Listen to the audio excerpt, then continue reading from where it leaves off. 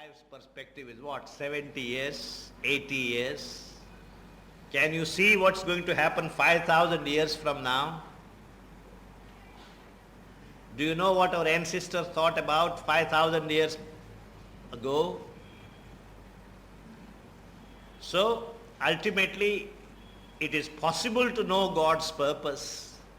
It's possible to know how creation came up, but not with the limited human instrument called the human mind.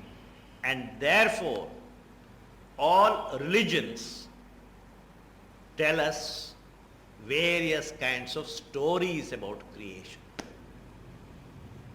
Stories are not reality, but stories are a parable of the reality. Because the reality itself is incomprehensible for us unless our consciousness is as universal, as cosmic as the Creator's consciousness.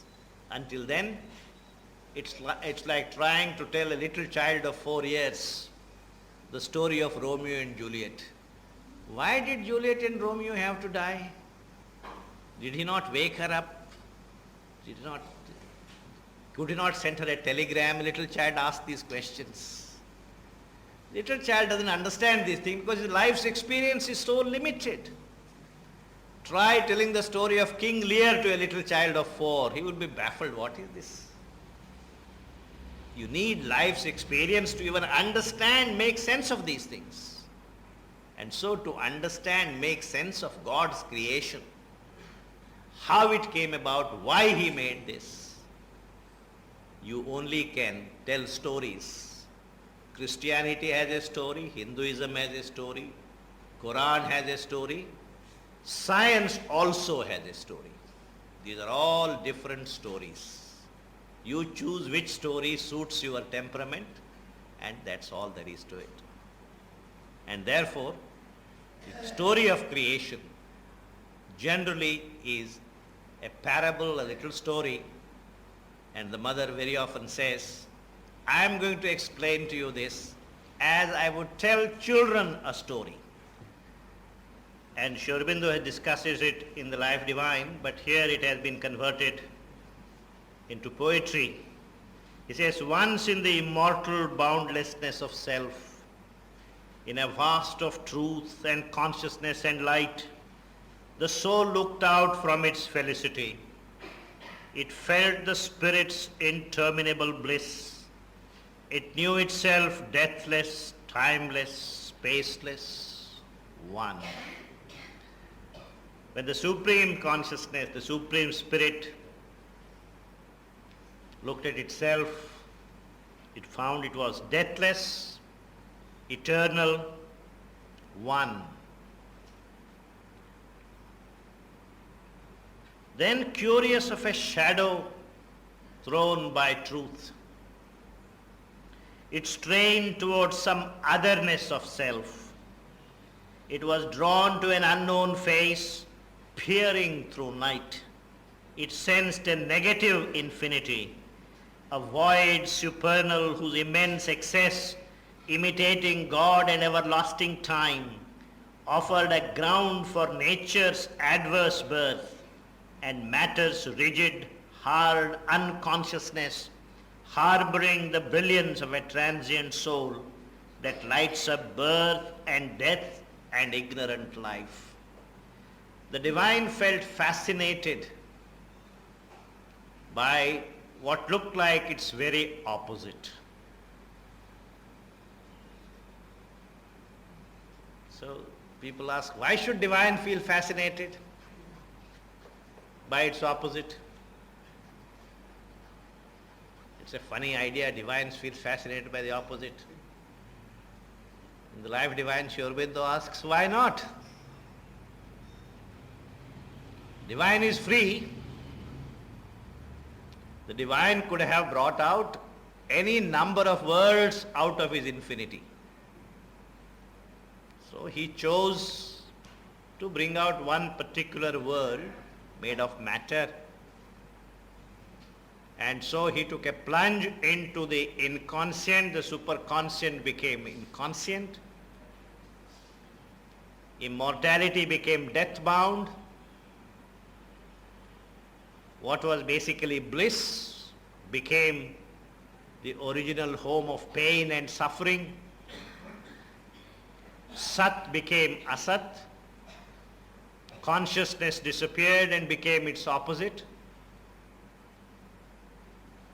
And from this, the divine wanted to emerge back, manifest his manifold glory. The one wanted to be the many. Divine was one, the supreme consciousness one. He wanted to experience his oneness, his glory, his beauty, his bliss, his truth in many.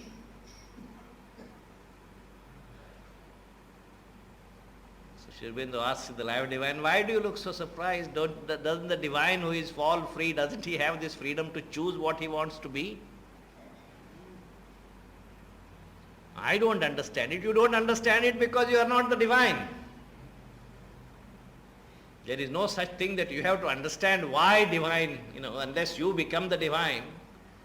There is also a human way of understanding it. Why did the divine choose such an impossible medium like matter? So difficult, exactly the opposite of everything that you attribute to the divine. Matter is exactly the opposite of it. Why did he do this?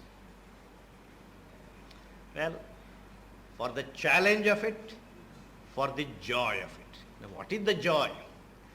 Well, just imagine you are an expert wrestler, or you have the idea in tennis and you have the idea of a handicap, giving somebody a handicap. All right, I'll wrestle with you, but you use both your hands, legs, whatever. I will have both my hands tied and I'll still wrestle with you. If you are an expert wrestler, you will have greater joy for having accepted this limitation. You will have greater scope for exercising your skill. Then a time comes, okay, not only will I have my hands bound, but also my legs and feet bound. Whereas you are free to do what you like. Well, because my hands and feet are bound, I won't be able to throw you down in 5 seconds, which I normally need. I may take 5 years, but it's a glorious 5 years. So the divine may not be able to manifest his glory, his fullness, because he has chosen something so opposite to his real nature, like matter. So it's already taken 15 billion years, it's going to take another. Why should you complain? It's not your billion years. Time is his, space is his. What is your complaint about? So, this is how divine became its very opposite, and that is why you cannot suppress the divine from emerging. Nobody has been able to suppress the emergence of life from matter. Nobody has been able to suppress the emergence of mind from life. And by the same count, nobody will be able to suppress the emergence of supermind from mind. And then when that comes, nobody will be able to suppress the emergence of the divine in matter. This was very simple. This, he says, is how, on page 455, he goes on talking about it, middle of that page, about 8-10 lines from the bottom, it tired of its unchanging happiness. Sri Aurobindo must have thought these fellows a little dumb-witted, they won't understand why would the divine want to be its opposite. All right, let me add a little to it, expand a little. He says, it tired of its unchanging happiness. The divine felt lonely. The divine never feels lonely. But you and I understand the notion of loneliness. So in order to be able to communicate to us, he is telling this story. It tired of its unchanging happiness. It turned away from immortality. Oh, I would like to taste some mortality. I have had immortality for too long. it was drawn to hazard's call and danger's claim. It's hazardous here, danger here. Death is surrounding you from all sides, inconscience from all sides. And it is on this ground, I am going to plant the Godhood seed so that the tree blossoms here and bears flowers. It was drawn to hazard's call and danger's charm. It yearned to the pathos of grief, the drama of pain. How can there be, sir, any drama of pain?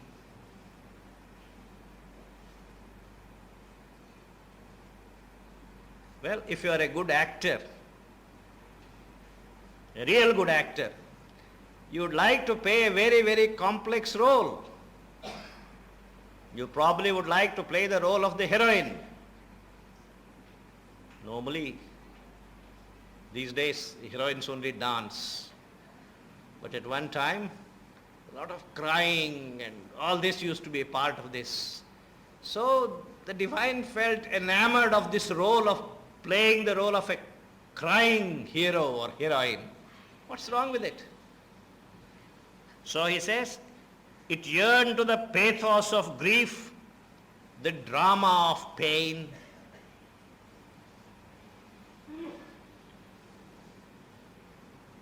Harishchandra's life is pathetic, but I remember little kids, we always used to go to the theatre and cry when Harishchandra came and stood there in the cemetery.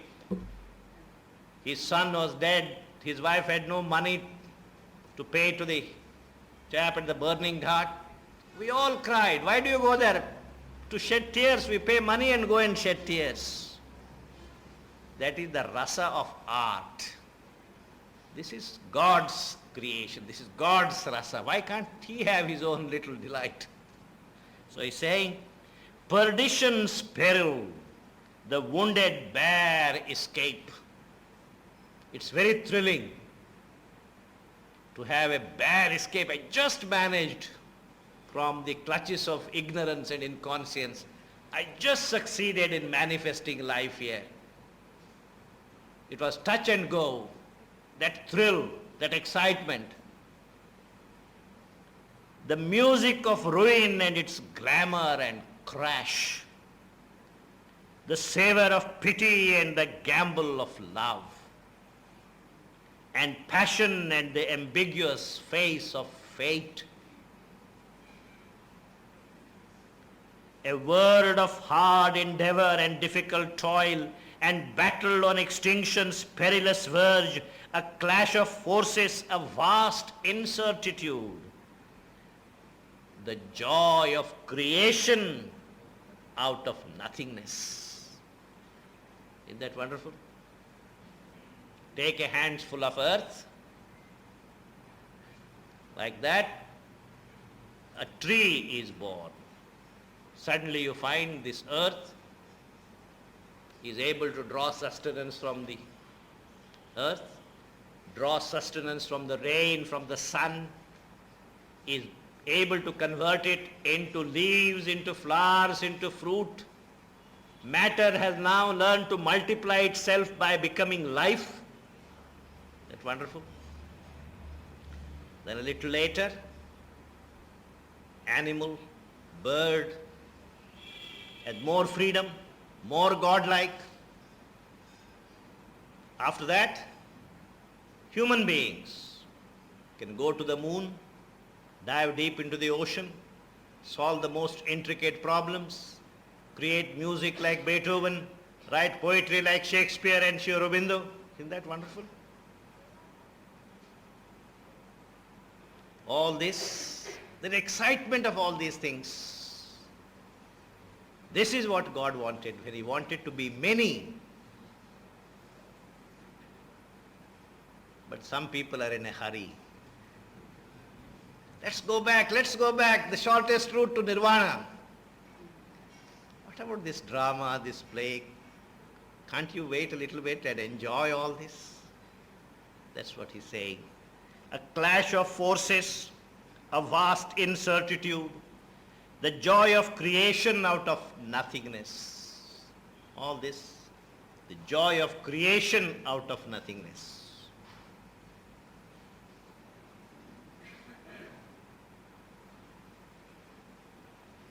I give you a piece of paper, convert it into a dove. Next time, make it a rabbit. What do you have? Just a piece of paper, a rabbit out of it. Next time, make an Einstein. Made an Einstein. Isn't that wonderful? Isn't the God doing wonderful things here already? So, this is how it came, and God is in the process of manifesting himself fuller and fuller, and because he chose to manifest himself in matter, gradually evil was let out as a kind of byproduct of this process. What you call evil and pain is just a byproduct of this process. It will be there as long as a certain area, certain region of consciousness is not transcended. Once that is transcended, even this evil will fall off. That's why evil is not an inherent property of reality. It's an incidental circumstance in this full manifestation of the divine. It starts at a certain point, it will end at a certain point. It's too bad that we are caught in the middle. If we had chosen to come to birth maybe 5,000 years from now, you probably would have been in a different situation. Evil would have lost its hold on mankind maybe. But while we are here, and we want to understand why it is here, how it came, this is the story according to Sri Aurobindo. Strange meetings on the roads of ignorance and the companionship of half-known souls, or the solitary greatness and lonely force, or of a separate being conquering its world. And he goes on to say, thus came, end of that section on the next page, thus came, born from a blind, tremendous choice, this great, perplexed and discontented world. This is how this world came about, discontented, perplexed world, this haunt of ignorance, this home of pain. These are pitched desires' tents, grief's headquarters. Is it really that? The poet says, a vast disguise conceals the eternal bliss. The one who is evolving, the one who is crying, the one who is showing the suffering has become unbearable. What is his real nature? Bliss. But he is enjoying this role like a weakling in the school, playing the part of Bhima on the school. He is a weakling, but because he is a weakling, that day, particularly when he wields this gada, which he finds a little too heavy, he is enjoying this. So God's real nature is bliss. He's putting on this is going on. He chose this. God has the freedom to shackle himself to do what he wants. How does the philosopher have the right to say, I don't like the way God does these things? Who are you? This is what he explains at great length in the Life Divine. Then we go on. This is still not a complete answer to the question of ignorance and pain. There are other things which he develops in the Life Divine. But here in this story, Ashwapati meanwhile is asking a question. Is then the spirit ruled by an outward world, O seer? Is there no remedy within? But what is fate if not the spirit's will, after long time fulfilled by cosmic force? I deemed a mighty power had come with her. Is not that power the high compeer of fate? Ashwapati wants Narad to reveal to him the whole story. So he thought Savitri was an avatar. Savitri had come here with some divine power within her. Don't you think she will be able to conquer death? What would you expect Narad to say, yes or no? Because if he says yes, then there is hardly any interest left in the story. And Narad therefore cleverly avoids, this question, and he says, O Ashwapati, random seem the ways along whose banks your footsteps stray or run. In the casual hours or moments of the gods, yet your least stumblings are foreseen above. I can assure you one thing, I don't know whether Savitri will ultimately succeed. He doesn't refer to that question at all. He avoids that by saying, I can tell you one thing. In this world, there is nothing like chance or accident. He says, your least stumblings are foreseen above. Infallibly the curves of life are drawn, following the stream of time through the unknown. They are led by a clue the calm immortals keep. This blazoned hieroglyph of prophet mourns, a meaning more sublime in symbols writes, than sealed thought wakes to. But of this high script, how shall my voice convince the mind of earth? Sri Aurobindo must have thought, how do I convince human beings that they are not little things pervaded by death and ignorance. They are children of immortality. They can be immortal. They can win here in the human body God's perfection. How do I convince men? Because the world has not been willing to accept this. They were all saying, oh, it's all very nice. It's a dream. Nobody has said this was possible. No Acharya ever said this is possible. How do we take this? He has been saying it for 80 years. This is possible. Now, after a whole century has gone by, more and more people are coming around to the view, maybe there is something. What he has predicted is not all folk tale, not a fairy story. You see, one thing Sri Aurobindo doesn't do is he never says maybe, would be, should be. He is absolutely confident. He says supermind is going to come. Man is going to transcend his mind. How does he know? I don't see any proof. See, our intellectuals are very impressed if you say maybe, would be, should be. But here is somebody with supreme confidence. He says, I know this is going to happen. That's the reason people say, avoid him. Because what he is saying is so unsettling to us. He doesn't say maybe, shall be. He says it will happen. So, this was the problem. How to convince earth's mind, the mind of modern man, that he is not that weakling who wakes up in the midnight and cries alone, I don't know what to do with my life, it's so miserable, I am so small. So, how shall my voice convince the mind of earth? Heaven's wiser love rejects the mortal's prayer. Narad says, I can tell you one thing. Heaven doesn't grant you all your prayers because heaven is wiser than you. If all your prayers were granted, you will one day rue that heaven was so liberal with your prayers. Heaven's wiser love rejects the mortal's prayer, unbinded by the breath of his desire, unclouded by the mists of fear and hope. It bends above the strife of love and death. It keeps for her privilege of pain. Says, a greatness in thy daughter's soul resides that can transform herself and all around. But I can assure you, Savitri has come. She has greatness within her. She can transform herself and she can transform the world, but must cross on stones of suffering to its goal.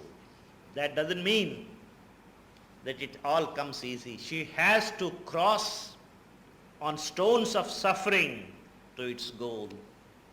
Then he says, although designed like a nectar cup of heaven, that's how Savitri is, designed like a nectar cup of heaven. Of heavenly ether made, she sought this air. She too must share the human need of grief, and all her cause of joy transmute to pain.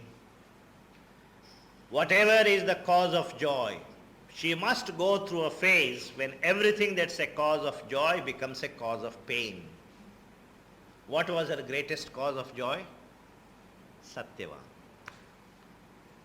As soon as she found him, she found death right behind him. So Savitri has this greatness within her, but she too must cross this path of danger. And for her, all her cause of joy transmute to pain. Well, as I said, we have just 3 more days and another 200-300 pages to cover, so I am reluctantly leaving this portion. It's a very beautiful portion late there. Page 459,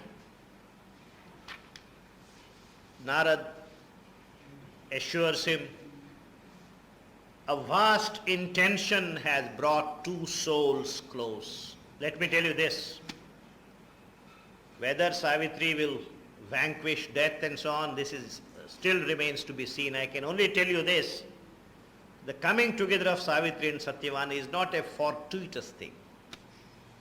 It's a vast intention. There is a vast intention, as you know, how fate conspired to bring them together, how Cupid touched Savitri's soul at the right moment, how destiny guided Satyavan's footsteps on that particular path. Normally, he never came to that verge of that forest, but that day he found himself there because Savitri was going to come. All this has happened. A vast intention has brought 2 souls close, and love and death conspire towards one great end. It's not only love who is conspiring towards this, death also is conspiring towards it without knowing. The supreme diplomat that the divine is, he can make death an accomplice in his work. Love and death conspire towards one great end, for out of danger and pain, heaven bliss shall come. Time's unforeseen event, God's secret plan. This world was not built with random bricks of chance. Scientists will tell you this is an accidental world. One accident led to another accident, to another accident. But the poet says, this world was not built with random bricks of chance. It's not as if all the children in the Mothers International School were standing there every day and throwing a brick in this direction, and suddenly you had this multiple storied building. This building can't be built by random throwing bricks like that. This world was not built with random bricks of chance. A blind God is not destiny's architect. A conscious power has drawn the plan of life. You may not understand it, that's a different matter. But there is a conscious plan behind this. There is a meaning in each curve and line. Every happening, every stumble, every fall, every rise, all this has a meaning, has a purpose. So Narad doesn't want to reveal anything more and says nothing is going to happen here or has ever happened here which doesn't have the supreme sanction behind it. It's all a part of a well-conceived plan. There is a meaning in each curve and line. It's an architecture high and grand, by many named and nameless masons built, in which unseeing hands obey the unseen. You may not want to do things in a particular way, but your hands are forced by the unseen hand. It's not just the monkeys, the Vanara Sena that works for the divine, but also the Asuras also ultimately conspire with the divine's purpose without knowing it. This is the scheme of this world, in which unseeing hands obey the unseen, and of its master builders she is one. I can assure you, among the master builders of this creation, Savitri is one. And then, after all, the original question was asked not by Ashwapati but by Malavi, Ashwapati's wife, Savitri's mother. So Narad now turns to her and says, Queen, strive no more to change the secret will. Time's accidents are steps in its vast scheme. What you say as accidents, they're only steps in the vast scheme. You simply don't know the design, and therefore you don't understand the purpose. Bring not thy grief and helpless human tears across the fathomless moments of a heart that knows its single will and God's as one. Savitri is one of those rare persons who has made her will one with the divine's will.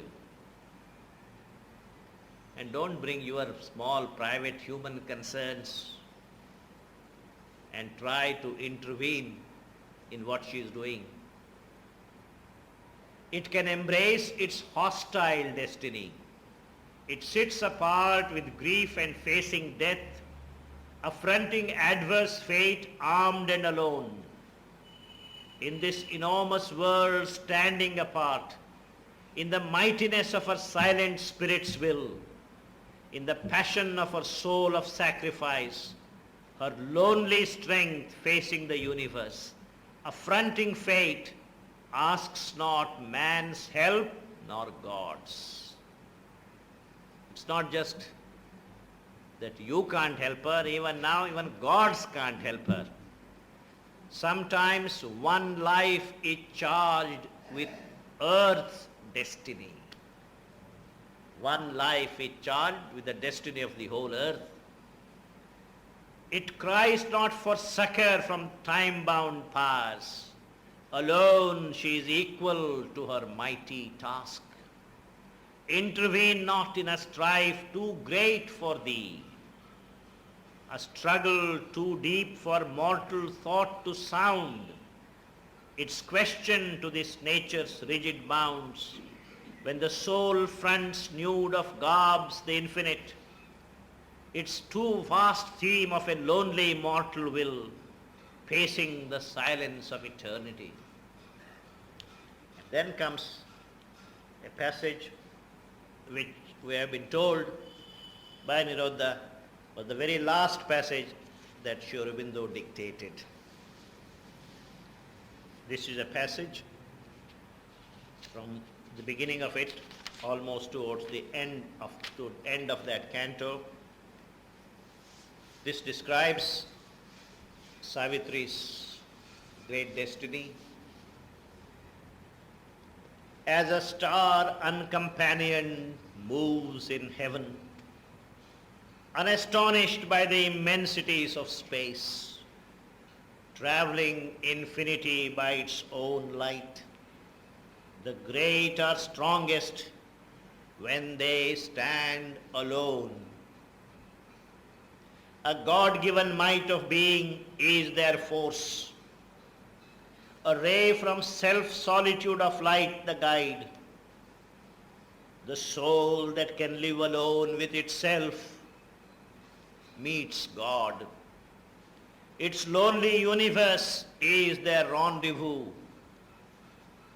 A day may come when she must stand unhelped on a dangerous brink of the world's doom and hers, carrying the world's future on her lonely breast, carrying the human hope in a heart-left soul to conquer or fail on a last desperate verge, alone with death and close to the extinction's edge.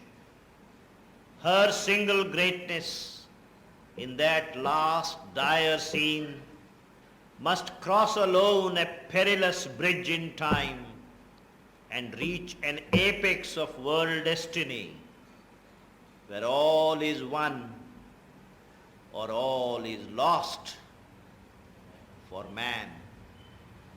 In that tremendous silence, lone and lost, of a deciding hour in the world's fate, in her soul's climbing beyond mortal time, when she stands soul with death or soul with God, apart upon a silent, desperate brink, alone with herself and death and destiny, as on some verge between time and timelessness, when being must end or life rebuild its base, alone she must conquer or alone must fall. No human aid can reach her in that hour. No armored God stands shining at her side.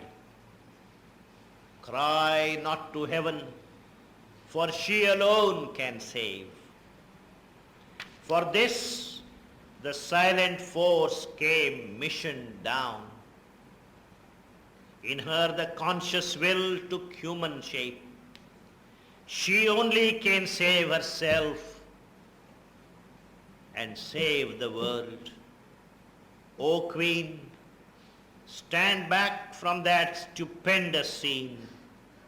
Come not between her and her hour of fate. Think not to turn her from her heaven-sent task. Strive not to save her from her own high will.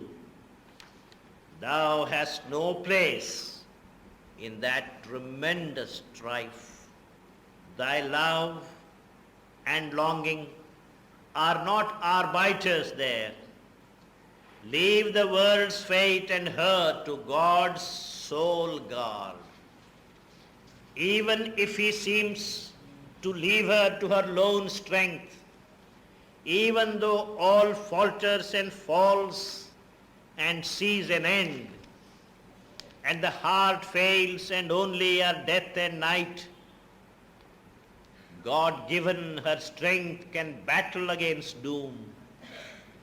Even on a brink where death alone seems close, and no human strength can hinder or can help, think not to intercede with the hidden will. Intrude not twixt her spirit and its force, but leave her to her mighty self and fate. This, we were also told, was among the passages which almost came down as if it's all chiseled and perfected in some other smithy, in some other factory, just came down. And this was, as we have been told, the very last passage that was dictated. After this, what more has Narad to do? He has done all that he wanted to do. He has steeled Savitris' will. He has explained to Savitri's mother what evil is, what pain is, how God created this world. He spoke and ceased and left the earthly scene. He left the earthly scene away from the strife and suffering on our globe. He turned towards his far-off blissful home, a brilliant arrow pointing straight to heaven. The luminous body of the ethereal seer assailed the purple glory of the moon and disappeared like a receding star, vanishing into the light of the unseen. But still a cry was heard in the infinite, and still to the listening soul on mortal earth, a high and far imperishable voice chanted the anthem of eternal love.